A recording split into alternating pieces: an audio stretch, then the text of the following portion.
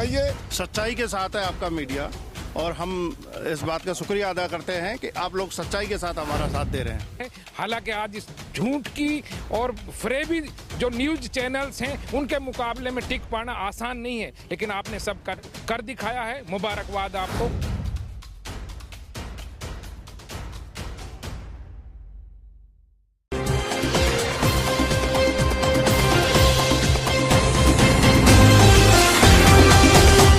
नमस्कार, स्वागत है आप सभी का हमारा उत्तर प्रदेश में और मैं हूं आपके साथ काव्या। तो चलिए बुलेटिन की शुरुआत करते हैं, लेकिन उससे पहले नजर डालते हैं बुलेटिन की कुछ अहम सुर्खियों पर। भारतीय किसान यूनियन के राष्ट्रीय अध्यक्ष नरेश टिकैत ने खुद को बताया राम का वंशज।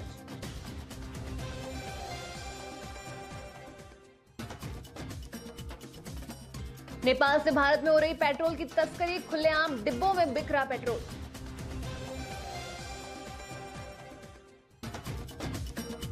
अनियंत्रित कार पेड़ से टकराई, 2 युवाओं की मौके पर ही हुई मौत।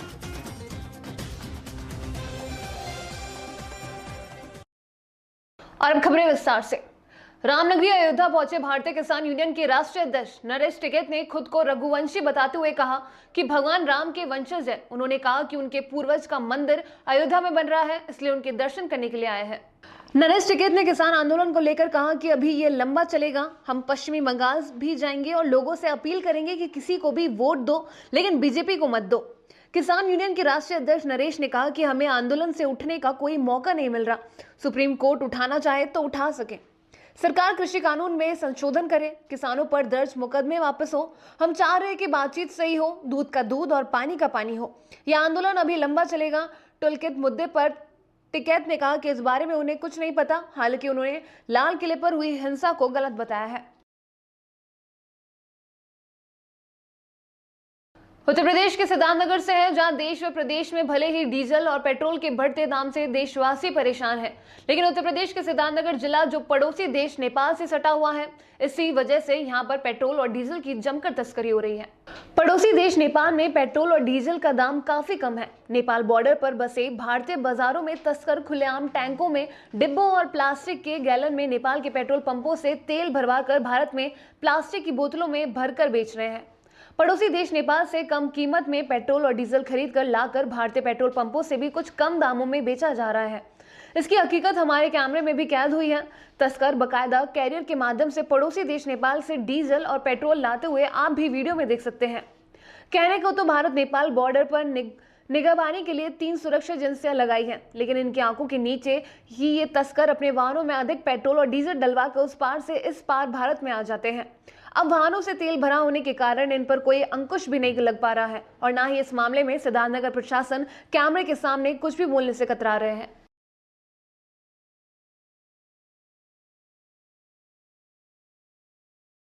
नेपाल से आ रहे हैं। क्या करने गए थे नेपाल? हम अपने बाइक में पेट्रोल डलवाने गए थे, क्योंकि नेपाल में बहुत सस्ता पेट्रोल है और इंडिया में बहुत महंगा पेट्रोल है।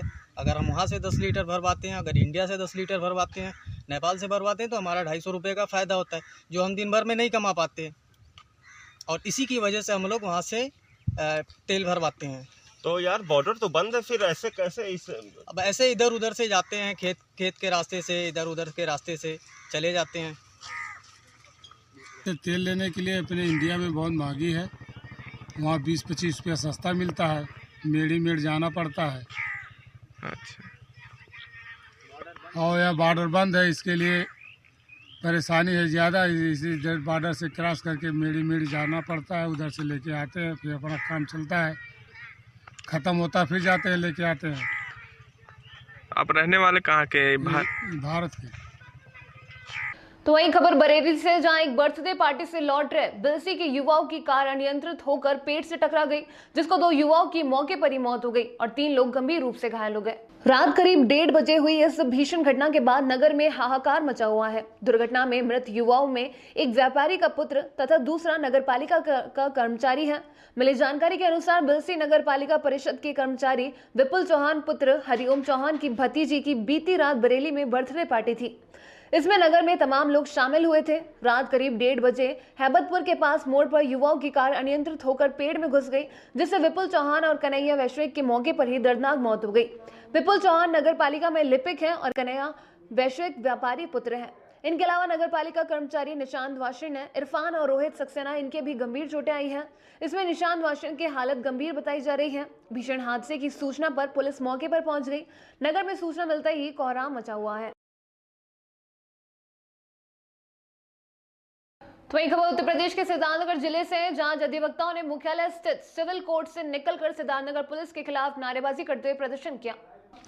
भारी संख्या में थाने पर पहुंचे वकीलों के थाने का घेराव किया और पुलिस प्रशासन के खिलाफ जमकर नारेबाजी की। वहीं सदर थाना अध्यक्ष राधेश्याम राय के खिलाफ काफी आक्रोशित दिखे।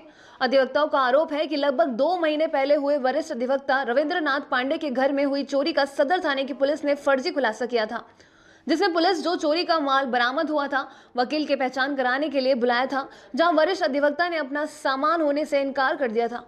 पुलिस का कहना था कि जो चोरी का सामान बरामद हुआ है वह अधिवक्ता का ही है। इस मामले को लेकर वकीलों ने कई बार पुलिस के आला अधिकारियों से मुलाकात कर शिकायत की। जो सदर पुलिस ने चोरी का सामान बरामद किया है वो फर्जी है। इस मामले को लेकर जिला आला अधिकारी गंभीर नहीं दिखे। फिर क्या था, इसको लेकर वकीलों का गुस्सा सातवें आसमान पर हो गया और मौके पर पहुंचे आला अधिकारी वकीलों को मनाने में जुट गए।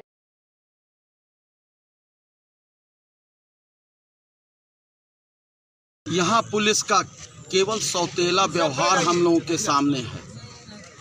जिस भी अधिवक्ता के घर पे चोरियां हुई हैं, चाहे वह पूर्व अध्यक्षगण हो या हमारे बार के कोई भी अधिवक्ता, किसी भी चोरी का यह सिद्धार्थनगर की पुलिस, नक्कारा पुलिस न तो पर्दाफाश कर पाई है और न ही उस पीड़ित को न्याय दिला पाई, बल्कि उल्टे यह दरोगा जब चोर के साथ खड़ा दिखता है तो विश्वास करिए अधिवक्ताओं का कलेजा चाक हो जाता है।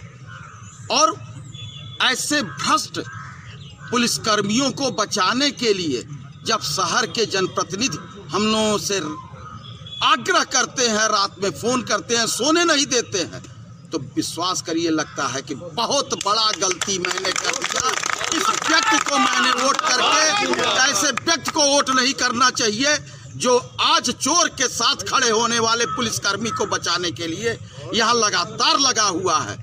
मोबाइल मेरा है गवाह, निकाल लीजिए आप लोग। कितने लोगों ने हमको कॉल किया।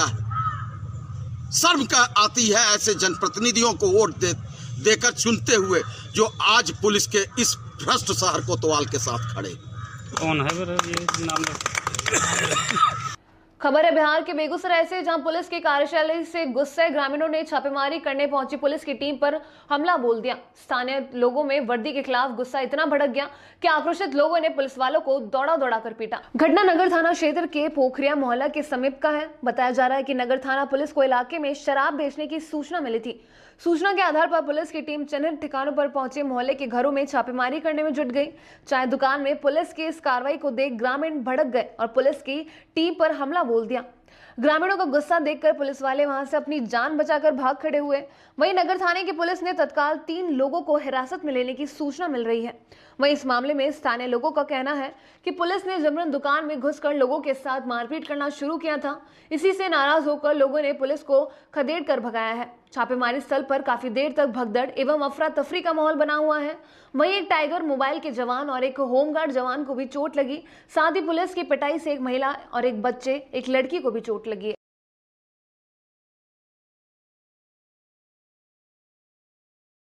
और फिलहाल हमारे उत्तर प्रदेश में बस इतना ही। देश और दुनिया की तमाम खबरों के लिए देखते रहिए डीपीके न्यूज।